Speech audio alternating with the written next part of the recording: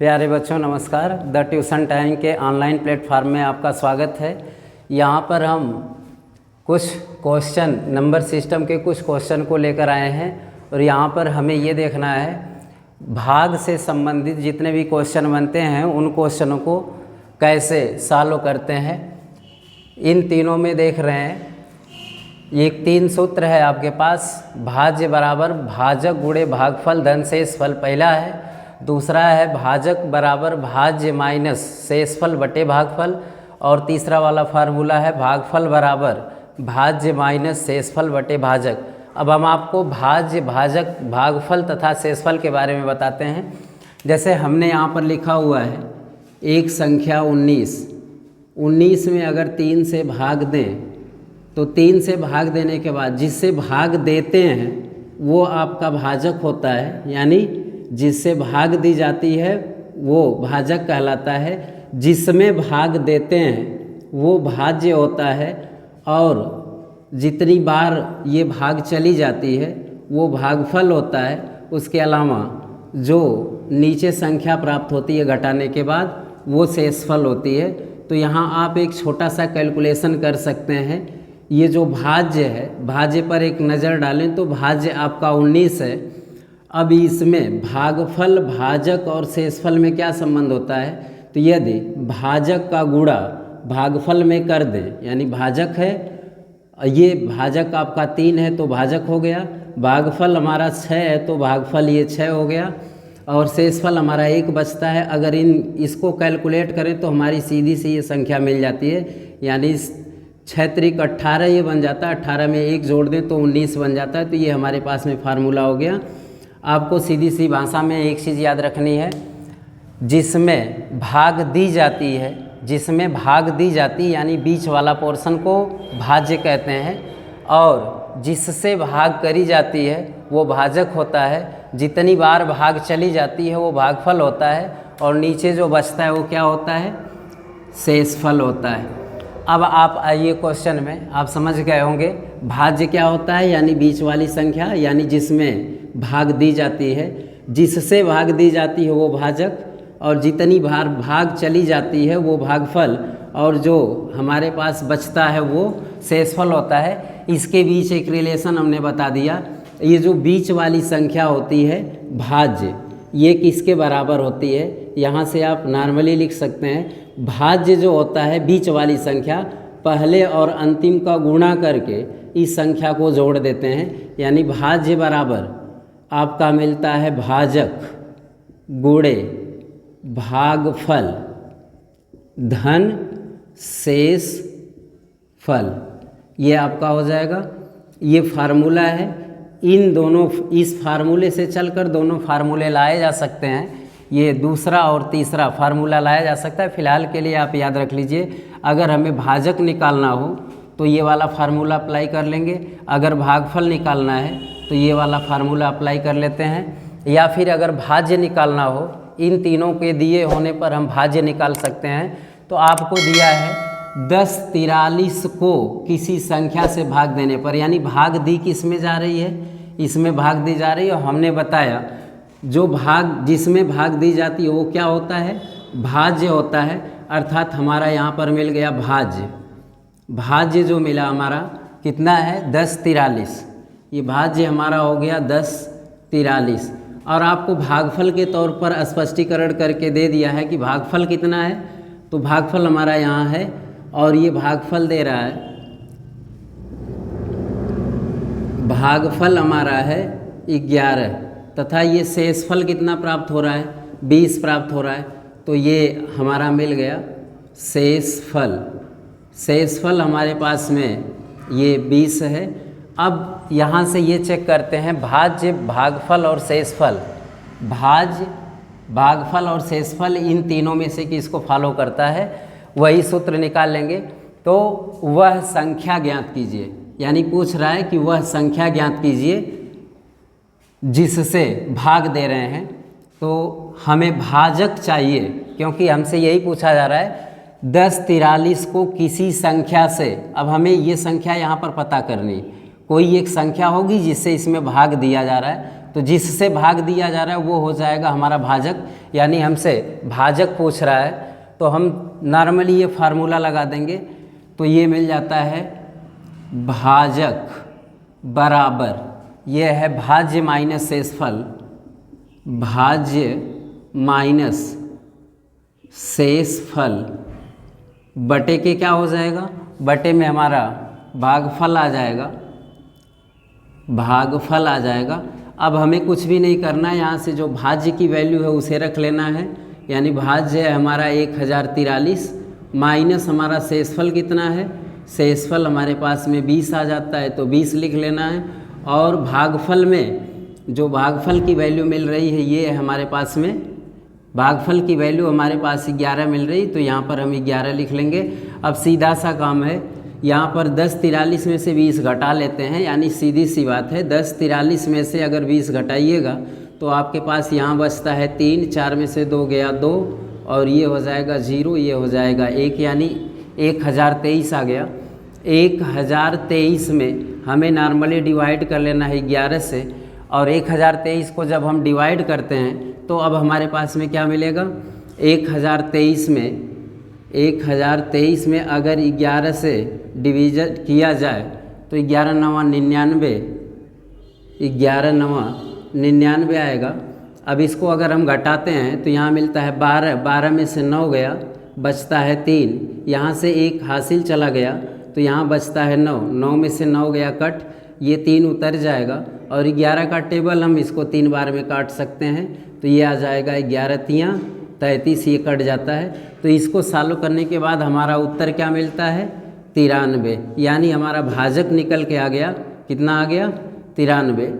अगर आपसे इस तरीके का और भी क्वेश्चन पूछे तो आप इस क्वेश्चन को आसान तरीके से हल कर पाएंगे। और यहाँ पर प्रश्न जो दूसरा दिया हुआ है, 1000 में से कौन सी छोटी से छोटी संख्या घटाई जाए कि शेषफल पूर्ण रूप से 19 से विभाजित हो जाए। तो इसके लिए करना क्या है आपको, यहाँ पर जो संख्या दी गई है हमारे पास में 1000 दी गई है, यानी हम पहले संख्या को लिख लेते हैं 1000, यानी 1000 में कौन सी छोटी से छोटी संख्या घटाई जाए कि शेषफल पूर्ण रूप से 19 से विभाजित हो जाए। यानी हमें विभाजित किससे करना है, यानी भाग किससे देना है, 19 से देना है। तो सबसे पहले हम 19 से इसमें भाग दे लेते हैं, 19 से भाग दे लेंगे तो ये हमारे पास में आएगा 19 पच्चे 95, ये हमारा मिलता है 19 पच्चे 95।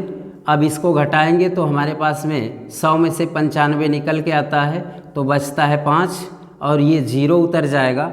अब 19 का टेबल इतनी बार पढ़िए कि ये 50 से ज़्यादा ना हो, तो ये 19 के 19, 19 दूना 38, 19 तियाँ 57, 3 बार में ज़्यादा हो गया, यानी 2 बार पढ़ेंगे, 19 दूनी 38 हमारे पास में आ जाता है। और जैसे ही 38 आएगा हम घटाएंगे तो ये मिलेगा 10 में से 8 गया 2 और यहाँ से एक कैरी लेके गए थे तो यहाँ बचता है 4, 4 में से 1 चला जाएगा तो आ जाएगा 12। यह शेषफल नहीं होता, ध्यान दीजिएगा, ये हमारे पास शेषफल बच गया। तो ये किसी भी संख्या को पूर्णतः विभाजित होने के लिए क्या चाहिए, हमें ये शेष नहीं आना चाहिए। अगर ये शेष नहीं आता तो संख्या पूर्णतः विभाजित हो जाती। अर्थात हमें ये लिखना है 1000 में ये जो वैल्यू आ रही है नीचे शेषफल यही ज़्यादा है, तो हमें क्या करना है, भाज्य में से घटा लेना होगा शेषफल को। भाज्य में से शेषफल को घटाने के बाद हमारे पास में क्या आएगा, तो भाज्य हमारा है 1000। 1000 में से अगर हम 12 घटा लेते हैं तो अब घटाने के बाद देखिएगा 10 यहाँ से लेके आइएगा, यहाँ से 1 लेके आइएगा तो 9 बनेगा, ये 10 बन जाएगा। 10 में से फिर 1 लेके जाएगा, 10 में से 2 गया, कितना होगा, 10 में से 2 जाने पर बचता है आपका 8।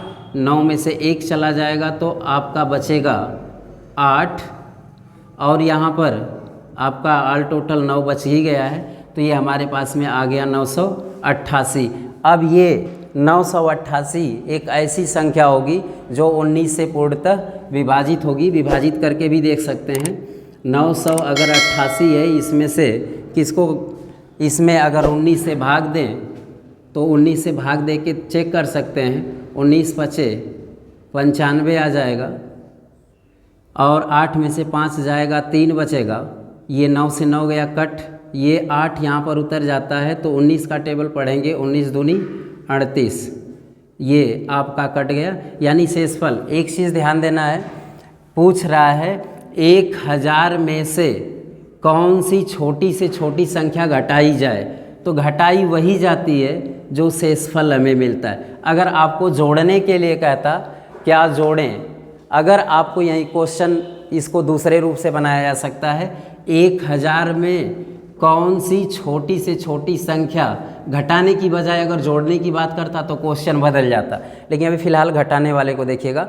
अगर इस तरह से कोई संख्या दिया हो, जैसे 1000 दिया है, 1000 में से कौन सी छोटी से छोटी संख्या घटाई जाए कि शेषफल पूर्ण रूप से 19 से विभाजित हो जाए, तो जिससे विभाजित करने की बात करता है उससे दी गई संख्या में क्या कर लेते हैं, भाग कर लेते हैं। भाग करने के पश्चात हमारे पास में एक शेषफल बचता है, उसी शेषफल को दी गई संख्या यानी भाज्य में से घटा लेना है, और जैसे ही हम भाज्य में से शेषफल घटाते हैं जो संख्या मिलती है वो दी गई संख्या से पूर्णतः विभाजित होती है। यानी ये 19 से विभाजित हो गया, जैसा कि यहाँ पर दिखाया गया है। अगर यही क्वेश्चन बदल दिया जाए और आपसे ये पूछा जाए, हम चलो प्रश्न तीसरा इसी को बना लेते हैं, प्रश्न 3 यही बना लेते हैं, 1000 में कौन सी छोटी से छोटी संख्या घटाने के स्थान पर जोड़ना लिख दिया जाए, यानी 1000 में से 1000 में लिखिएगा कौन सी छोटी से छोटी संख्या जोड़ दें, छोटी से छोटी संख्या जोड़ दें कि योगफल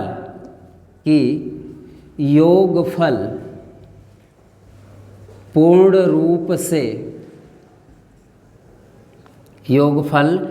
रूप से 19 से विभाजित हो जाए। देखिए क्वेश्चन बदल गया है, पहले वाले में था 1000 में से कौन सी छोटी से छोटी संख्या घटाई जाए कि शेषफल पूर्ण रूप से 19 से विभाजित हो, और वही सवाल वही है, बस केवल घटाने के स्थान पर एक शब्द की चेंजिंग आई है, क्या जोड़ दें। यानी 1000 में कौन सी छोटी से छोटी संख्या जोड़ दें कि योगफल पूर्ण रूप से 19 से विभाजित हो जाए। तो यहाँ 1000 में जोड़ना है, 1000 में कितना जोड़ना है। अब यहाँ पर एक छोटा सा ट्रिक आप याद रखिएगा, यानी 1000 में जोड़ना है तो संख्या 1000 से बड़ी आनी चाहिए, और 1000 से बड़ी आनी चाहिए। इसका मतलब इसमें करना क्या है, ये इसे क्या बोलते हैं आप, मैंने यहाँ पर लिखा हुआ है, ये भाजक बोलते हैं। तो क्या करना होता है, जो भाजक हमारे पास है और जो शेषफल है, इन दोनों का अंतर निकाल लेते हैं, जो आता है वही इस संख्या में जोड़ लेते हैं। यानी इसके लिए आपको यही करना पड़ेगा, जो आपका भाजक है, भाजक से शेषफल का अंतर निकालते हैं, यानी भाजक माइनस शेषफल, भाजक में से शेषफल घटाते हैं तो हमारे पास में आता है 19, 19 में से 12 अगर घटा दें तो हमारे पास में मिलता है 12 7 19 होता है, यानी यहाँ पर 7 आ गया, ये 7। अब इसके बाद देखिएगा, भाजक में से शेषफल घटा देना, यानी ये जो भाजक मिल रहा है 19, इसमें से शेषफल घटाए तो हमारे पास में मिल गया 7। ये जो 7 है इस भाज्य में जोड़ देना होता है, यानी हमारे पास में अब मिल जाएगा, अतः अभीष्ट संख्या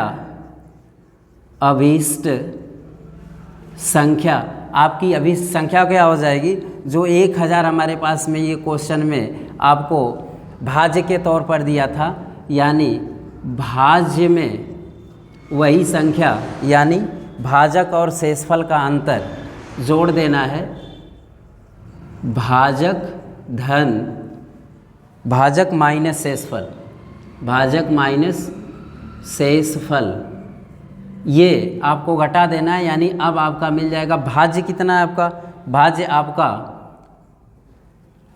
भाज्य कितना भैया, भाज्य आपका 1000 है, तो यहाँ पर मिल जाएगा 1000 प्लस भाजक माइनस शेषफल अभी आप निकाल चुके हैं, भाजक माइनस शेषफल की वैल्यू आपकी आ गई है 7, तो इसमें जोड़ देंगे 7, तो ये मिलता है हमारा 1007।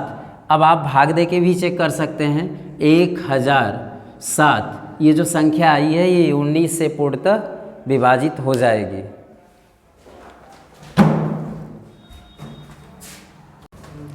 चलिए देखिए, अब यहाँ पर दिया हुआ है किसी संख्या को 195 से भाग देने पर 47 शेष बचते हैं, तो इस संख्या को 15 से भाग देने पर शेषफल क्या बचेगा। बहुत ही आसान क्वेश्चन है, बस केवल समझना है। मान लीजिए आपके पास एक संख्या x है, इसको भाग देना है किससे, 195 से, तो भागफल क्या आता है हमें उसे गौर नहीं करना है। इसमें दिया हुआ है कि इसका शेषफल कितना बचता है, शेषफल 47 आपका आ जाता है। मतलब इस संख्या से इसमें भाग देने के बाद शेषफल आपका कितना आ रहा है, 47 आ रहा है। अब कह रहा है कि इस संख्या को, यानी ये जो यहाँ पर संख्या लिखी गई है, यहाँ पर जो आने वाली संख्या है, इसको 15 से भाग देने पर शेषफल क्या बचेगा। यानी अब हमसे वो चाह रहा है कि 195 से भाग न देकर यहाँ पर 195 हटाइए, 195 को हटा दें, अगर 15 से भाग दे दें तो अब ये शेषफल में भाग देने लग जाएगा। यानी अब आप आगे की लाइन सोच सकते हैं, कितनी बार टेबल पढ़ेंगे तो ये कटेगा, तो ये आपका आता है 15 दूना, इसके बाद जो भी डिजिट आएगी उस पर चर्चा मत कीजिएगा। तो आपको करना क्या है, सिर्फ इसी को डिवाइड कर लेना है, यानी जो शेषफल है को 15 से डिवाइड कर लीजिएगा, तो 15 दूना आता है आपका 30, 15 तियाँ 45, 3 बार ले चलिए, तो 15 तियाँ 45 आपका आ जाता है, और आपका शेषफल कितना बचता है, 2 बचता है। तो एट लास्ट बस केवल इतना ही समझना था कि 195 यहाँ होता तो 47 शेष बचता। अब 195 की बजाय कह रहा उसी संख्या को 15 से भाग दें, तो सीधी सी बात है, अगर हम यहाँ 15 लिखते हैं तो हमारे पास 15 का टेबल इसमें पढ़ लेते हैं। तो निष्कर्षतः आप ये लिख सकते हैं, थोड़ा सा ध्यान देना है आपको। जैसे फिर से एक बार देखते हैं, कह रहा है किसी संख्या को, मान लीजिए वो कोई संख्या यहाँ x है, को 195 से भाग दें, 195 से भाग दें, तो भागफल पर हमें विचार नहीं करना है, हमें कह रहा है कि शेषफल कितना आता है, 47 आता है। ये शेषफल 47 आ गया, यानी 195 से भाग देने पर शेषफल 45 आता है। अब 195 की जगह हमें क्या लिखना है, 15 लिखना है। अगर हम 15 से डिवाइड करेंगे तो ये शेषफल 15 से कट जाएगा, यानी अब ये जो शेषफल बचता है, शेषफल को ही हम 15 से डिवाइड कर दें तो ये होता है 15 तियाँ 45, और अब की बार नया शेषफल क्या आ गया, 2 आ गया। तो यही शेषफल जो आपसे पूछ रहा था, शेषफल क्या होगा, तो आप लिखिएगा उत्तर में, आपका उत्तर हो जाएगा, अतः नई संख्या को 15 से भाग देने